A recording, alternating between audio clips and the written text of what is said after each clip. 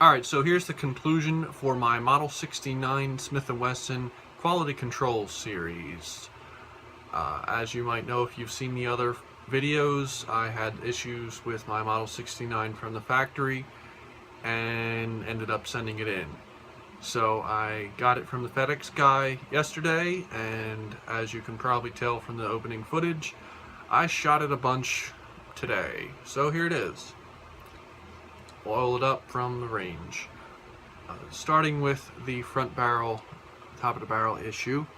I don't know how well it's going to show up, and I might try and include a picture, but it's been fixed. Now it's been fixed, and here's where I'm going to get nitpicky for a second, but bear with me. The blemish on the top is about 95% gone. It's probably not even going to show up in the picture, but in the very crease here where the ramp starts and the barrel ends, there is a little tiny, probably about 1 millimeter on each side of the blemish left. So I don't know, maybe they couldn't get a tool in there, I don't know. It's microscopic. No one who in their right mind is going to see it, and the only reason I see it is because I'm exclusively looking for that. But basically it's fixed.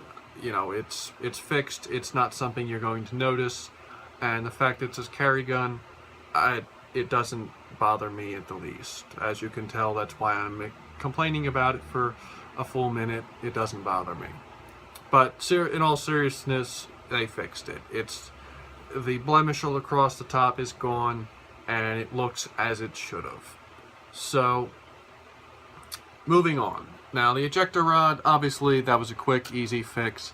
They just put a new ejector rod in the correct way without using a set of pliers. I don't know how well it's going to show up, but as you can see, no shiny spots, no ground down edges. It's how it should be.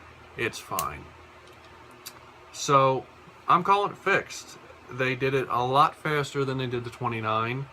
They did it faster than what they had originally quoted me. Not by much, but still a little bit faster, which, hey, when you can be under time, why not? I mean, obviously they set the bar pretty low on time, but whatever, I'll give it to them.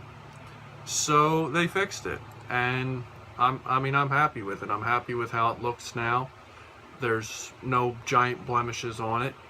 And I took it out and function tested it again. I mean, I had shot the gun quite a lot prior to noticing the issue, which was partially my fault, but it happens, you know. It's one of those things where you just don't expect it. Even though I had had issues with them before, I wasn't looking in that particular area a lot. You don't really look at the top of the barrel a whole lot until you're working on it. So partially my fault that I never noticed it, but they fixed it, so moving on. The gun functions great as it should. I'm going to do a series on all the upgrades I did to it, because actually that was one of the things I put in my note, was I sent them the gun dirty, partially because I was annoyed, and the other reason was I had done all the upgrades in it and noticed the issue at the end when I was installing the front sight. Which brings me to the third thing. I had called in the last video, I talked about how I called them and asked them if, even though, you know, they didn't owe it to me, but if they could kind of, as a sign of good faith, give me a different rear sight, one that would better match the excess big dot on the front.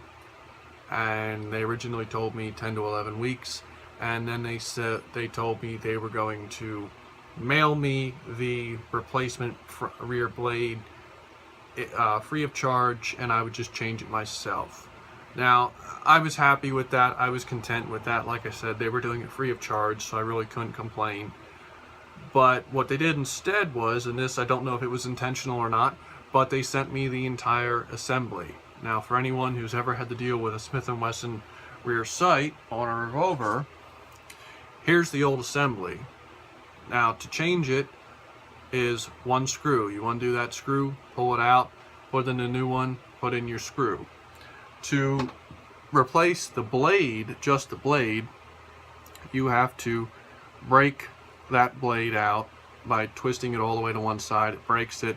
You pull out the set screw in there, and change out the spring, put in the new one, reset it, and then you got to expand it. It's not insanely hard. It's just kind of a pain, and it wasn't something I was looking forward to do, because I would have had to have gone out and got a couple tools to do it.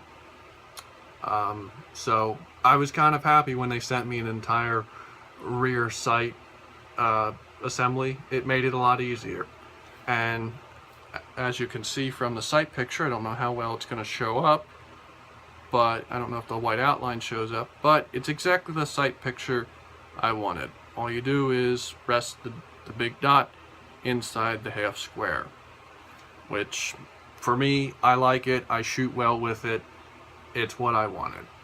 So I gotta say, I'm happier with Smith and Wesson than I was, I guess, in the beginning. I don't know. At the end, my verdict, I don't know. I would really, anybody looking to buy a Smith and Wesson, once again, I said this in the last ending to the last series with the 29, was this is how the gun should have left the factory, you know, minus all my add-ons and stuff, but this is how the gun should have left the factory. They really need to step up their quality control. And if you're listening, Smith and Wesson, you know, you've been around for a while and you're a decent company, but your quality control is really lacking, and it's really turning a lot of people away from your product.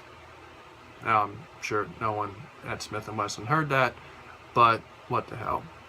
So I would say, once again, if you're looking to buy a Smith and Wesson product, especially a revolver, because it seems to be more of their revolvers, look it over with a fine-tooth comb. You know, bring a flashlight, check it over, check all the finishes over, and it does seem to be mostly cosmetic issues that people are noticing, but check it over. You know, check to make sure the barrel's on straight, check to make sure there's no blemishes in the finish, make sure there's no tool marks. You know, open it up and make sure there's no grinder marks or anything on the inside of the you know, frame. Make sure that make sure the gun is worth the premium you're paying when you buy a Smith and Wesson. I mean, I feel like I'm repeating myself when I say this, that, you know, Smith and Wesson's a premium brand, and when you buy something like a Taurus or something like that, or a Charter Arms, they're good companies and they put out an alright product, but they're considerably less than a Smith and Wesson or a Ruger, so you kind of expect it to be perfect. You expect it to be a premium product for a premium price. So I gotta say, you know, I don't know if I'm gonna buy another Smith and Wesson revolver.